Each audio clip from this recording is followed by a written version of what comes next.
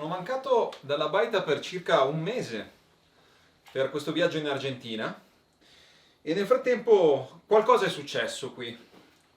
C'è stato uno dei diluvi più distruttivi, più potenti degli ultimi decenni, potremmo dire. Pensate che tramite la mia stazioncina meteo e non solo, comunque tramite anche i dati ancora più affidabili delle stazioni meteo più professionali, sono caduti in 3 giorni circa 500 mm di acqua. C'è un quantitativo spaventoso di acqua, una quantità di acqua impressionante. Mentre io ero in Argentina osservavo dalle videocamere e monitoravo tutta la situazione.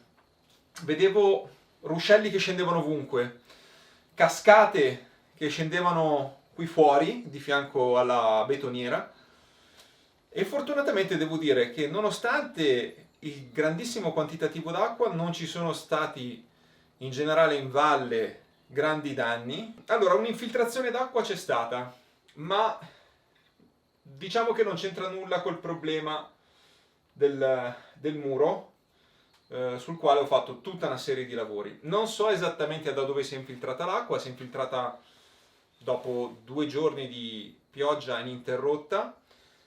Non si è allagato in modo catastrofico qua dentro, cioè nel senso che sì, sicuramente ci sarà stata una pozzanghera d'acqua, ma non c'è stata una spanna d'acqua che avrebbe causato gravi danni all'arredo e a tutto quello che c'è qua dentro.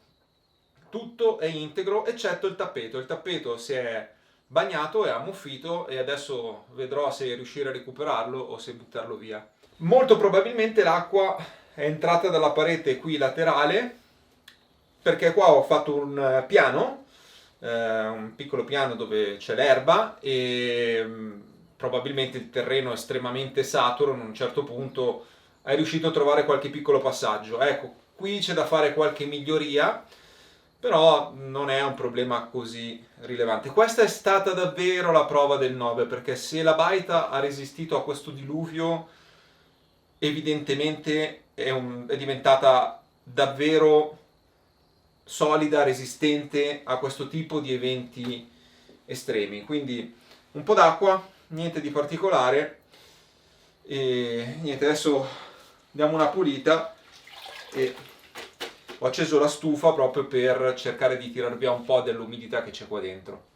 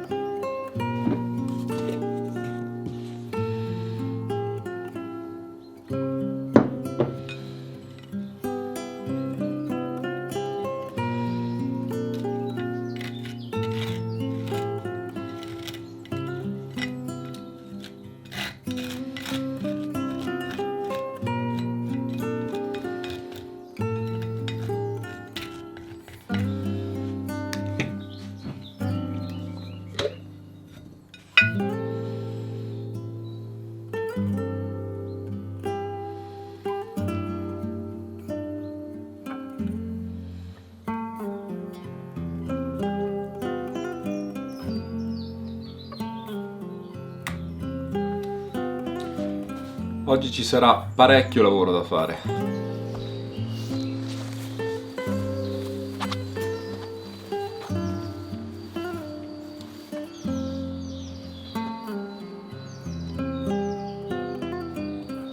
Attorno alla baita è tutto un po' la giungla, ma questo è normale. Purtroppo il lavoro che avevo fatto qui di ribaltamento del terreno e di semina di prato nuovo è stato abbastanza inutile, perché con l'alluvione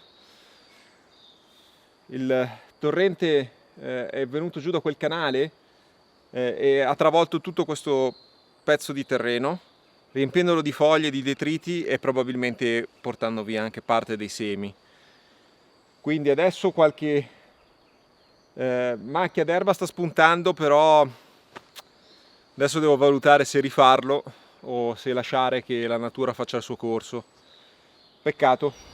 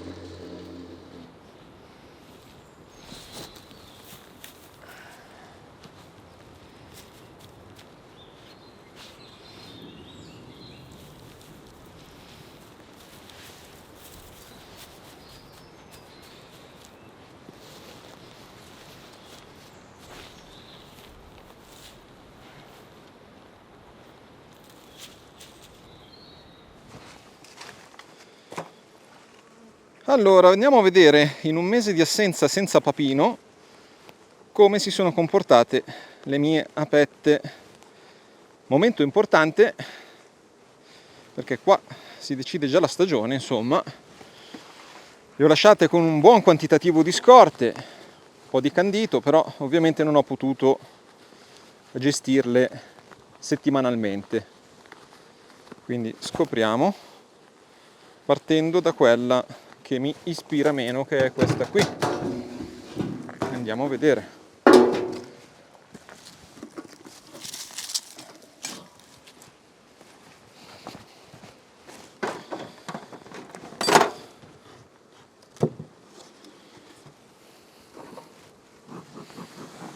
Beh, almeno le api ci sono. Già è qualcosa.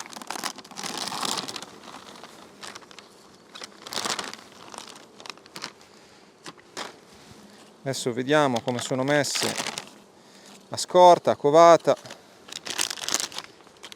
e vediamo se c'è da fare qualcosa.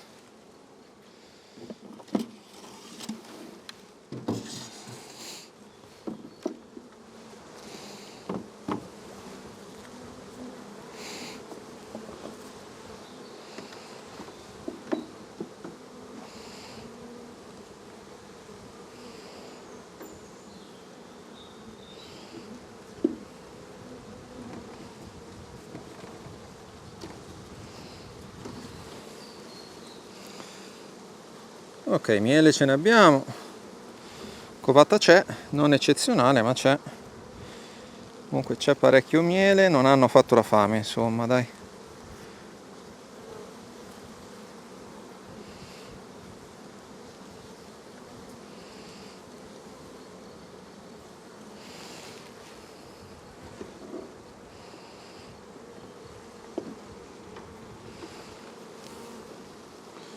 Anche qua una bella covata.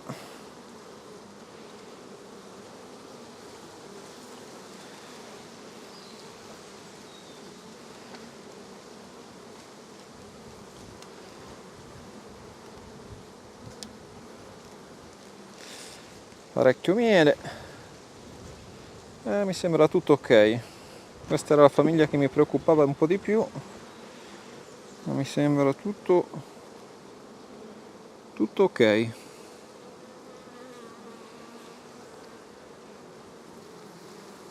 Stanno danzando tantissimo.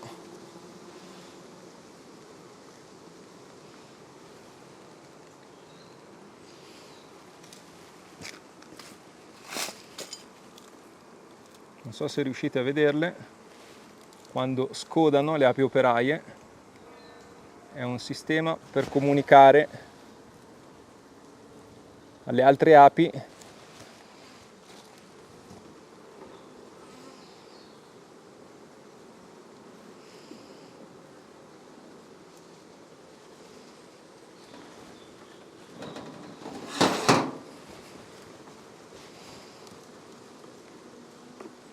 Questa è la famiglia più forte e guardate, mi sta chiedendo spazio. Hanno creato questo pezzo di favo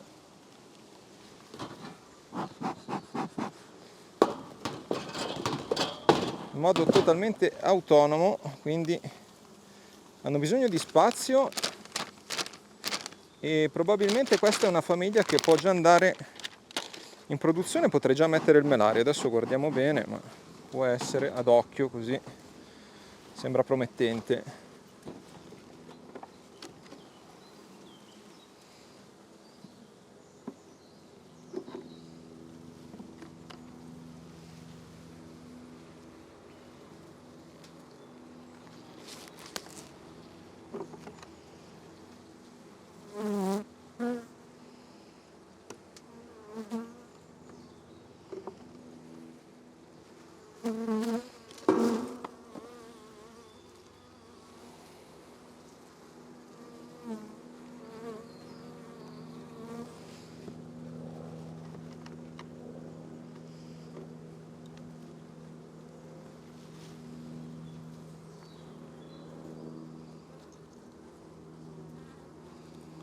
Eh sì, qua c'è parecchio miele.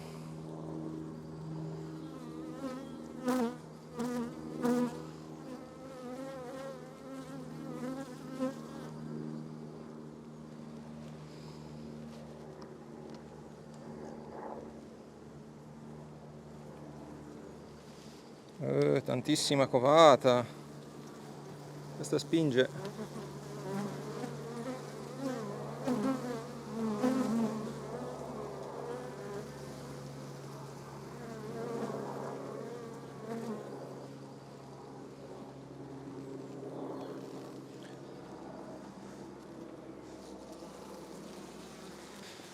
Personalmente sono riuscito a fare un millefiori solo un'annata. Vabbè, intanto provo con questa perché già vedo che settimana prossima il meteo non è proprio dei migliori, danno temporali, piogge forti, quindi mettere sul melario è sempre un po' così, un po' tra virgolette un rischio, perché poi bisogna toglierlo per rimettere il nutritore, è un po' un casino. E quindi queste due non mi fido ancora a metterlo perché le vedo un pochino indietro. Questa invece mi sembra bella avviata, ci proviamo.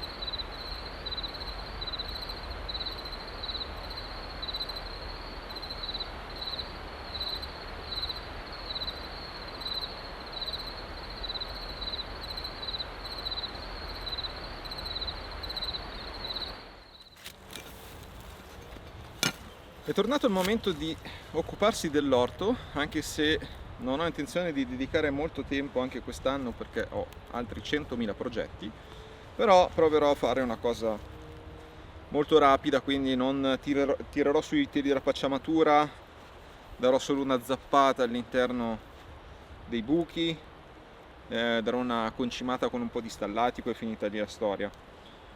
Curioso notare che l'anno scorso non ho raccolto una foglia di insalata e una foglia di rucola perché le mangiavano tutte le lumache e l'orto in completo stato di abbandono sta facendo quantitativi industriali di rucola e c'ho anche l'insalata qui, cioè fantastico.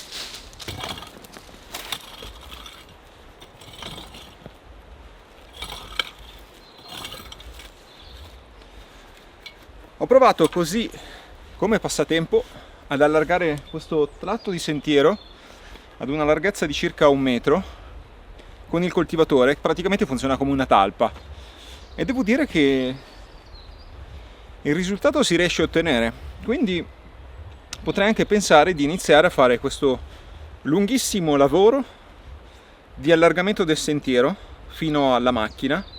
Già riuscire ad avere un sentiero largo 1 metro mi permetterebbe di poter utilizzare dei mezzi già diversi rispetto alla carriola monoruota, quindi sarebbe già un grandissimo successo.